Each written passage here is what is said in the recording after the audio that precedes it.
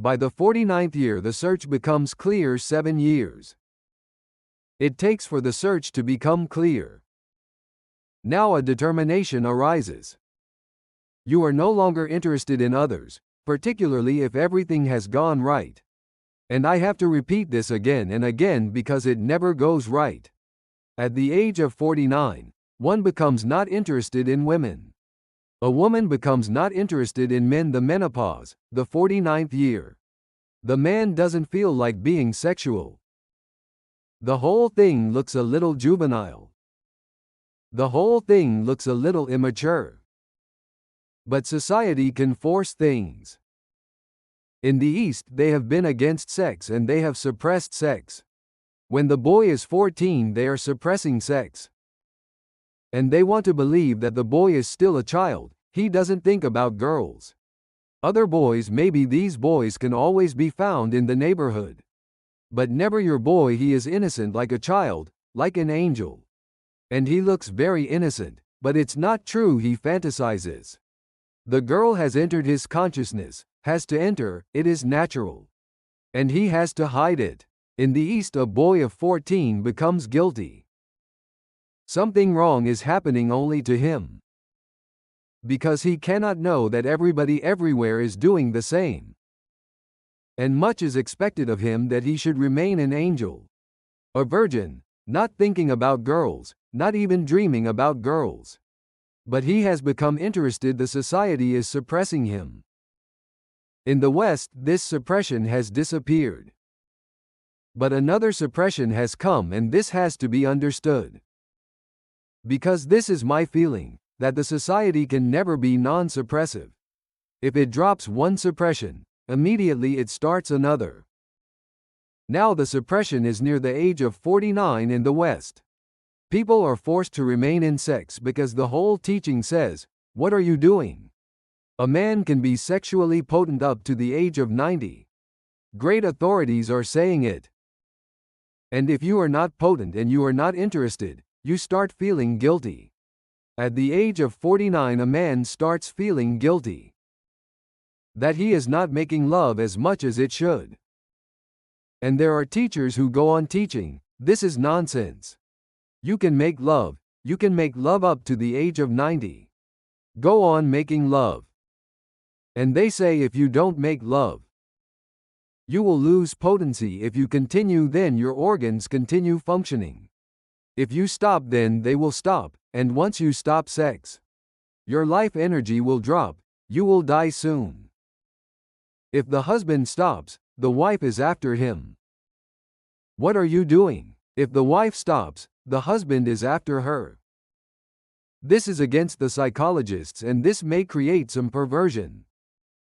In the East we did one stupidity, and in the West also, in the ancient days, they did the same stupidity.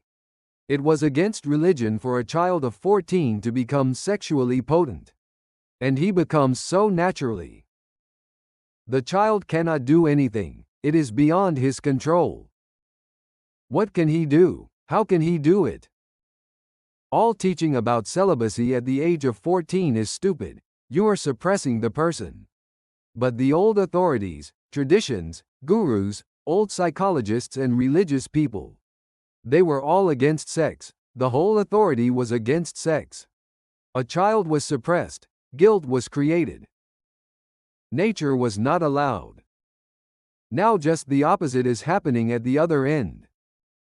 At the age of 49 psychologists are forcing people to continue to make love. Otherwise you will lose life. As at the age of 14 sex naturally arises. So at the age of 49 it naturally subsides. It has to, because every circle has to be complete. That's why in India we had decided that at the age of 50 man should start becoming a vanprast.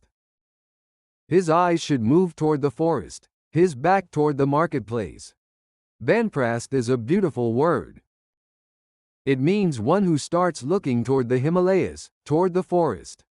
Now his back is toward life and ambitions and desires and all that is finished. He starts moving toward aloneness, toward being himself. Before this, Life was too much and he could not be alone. There were responsibilities to be fulfilled, children to be raised.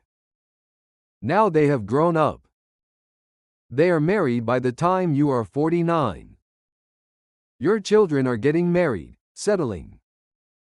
They are no longer hippies, they must be reaching the age of 28. They will settle now, you can unsettle. Now you can move beyond the home, you can become homeless. At the age of 49, one should start looking toward the forest, moving inward, becoming introverted. Becoming more and more meditative and prayerful.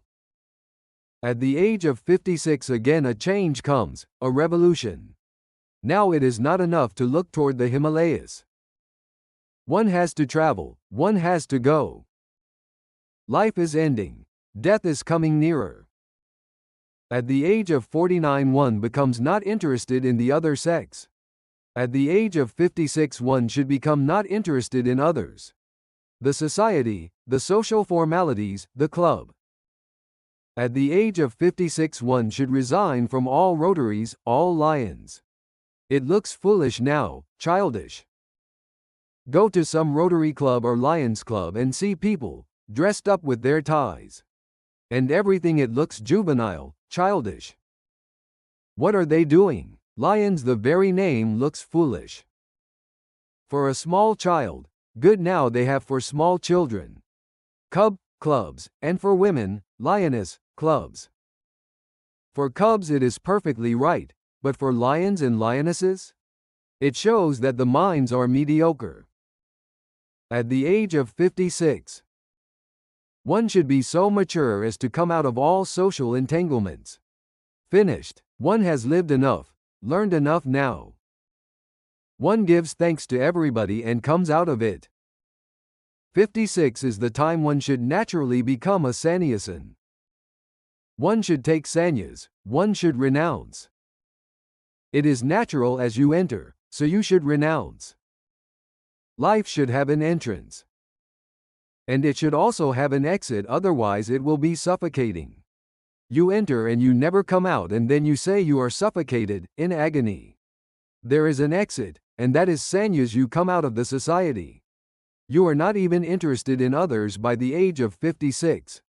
By the age of 63, you again become like a child, interested only in yourself. That is what meditation is to be, moving inward. As if everything else has fallen away and only you exist. Again you have become a child, of course. Very much enriched by life, very mature, understanding, with great intelligence. Now you again become innocent. You start moving inward. Only 7 years are left, and you have to prepare for death. You have to be ready to die. And what is the readiness to die? To die celebrating is the readiness to die. To die happy, joyfully, willingly, welcomingly, is to be ready. God gave you an opportunity to learn, and be, and you learned. Now you would like to rest. Now you would like to go to the ultimate home. It was a sojourn. You wandered in a strange land. You lived with strange people, you loved strangers, and you learned much. Now the time has come, the prince must return to his own kingdom. 63 is the time when one becomes completely enclosed in oneself. The whole energy moves in and in and in, turning in. You become a circle of energy, not moving anywhere. No reading, not much talking. More and more silent, more and more with oneself, remaining totally independent of all that is around you. The energy by and by subsides. By the age of 70 you are ready.